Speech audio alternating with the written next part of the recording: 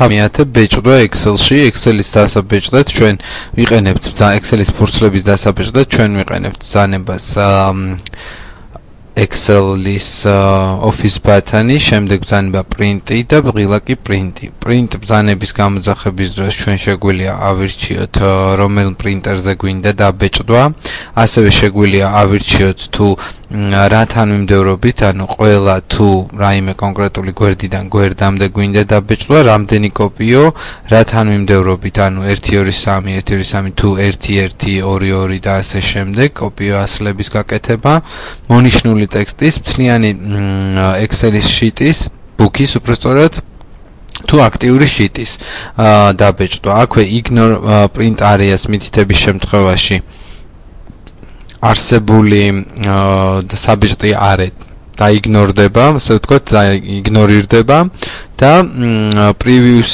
დაჭერის შემთხვევაში თქვენ დავინახავთ თუ რას ბეჭდავს.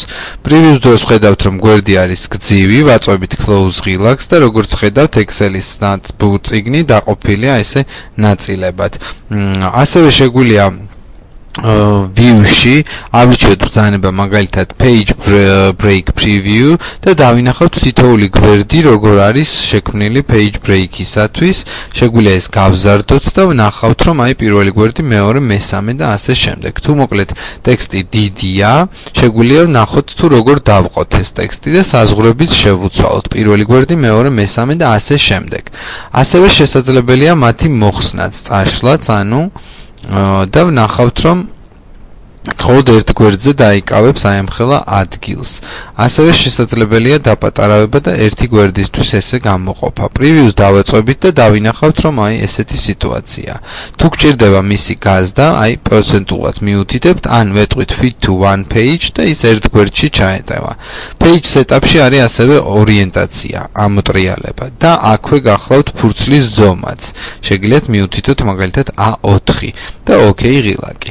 ასევე ამ ფუნქციის გარდა არის page layout-ში ბრძანება margins, ანუ საზღვრები, custom margins, სადაც ხელით შეგიძლიათ მიუთითოთ მინდვრები, header-ი და footer-ი, რომელიც არჩევანი შეგიძლიათ გააკეთოთ შემოთავაზებული სიიდან, ან custom headers-ზე დაჭერით აირჩიოთ თქვენთვის სასურველი ტექსტი ან ასე შემდეგ და შესაბამისად მოახერხებთ ანალოგიური საკითხი რეგულირდება, ასევე ანალოგიურად რეგულირდება ასევე footer-იც, ანუ ქვედა ნაწილი.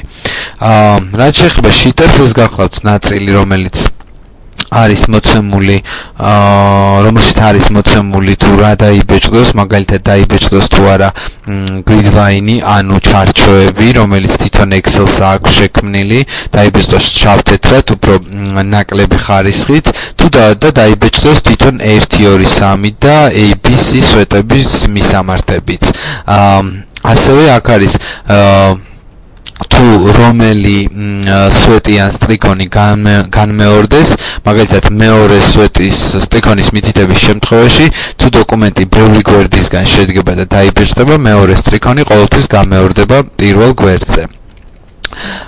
აქვე მინდა განვიხილოთ ბრძანება, რომელსაც გვია view channel-ში page layout-ი და როგორც ხედავთ უკვე chance layout რეჟიმში, სადაც მინდვრები შეგიძლიათ ხელით არეგულიროთ და სტანდარტული ხედვა გახლავთ ნორმალი, რომელზეც ჩვენ აქამდე ვმუშაობდით და კიდევ ერთხელ page break preview, სადაც თქვენ page break-ებს ხედავთ, ასე ვთქვათ, თუ როგორ არის შეგიძლიათ ეს არეგულიროთ და გააკეთოთ.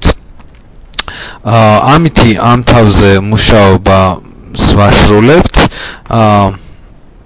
ფიქრობ ბეჭდის პარამეტრები გასაგები იყო.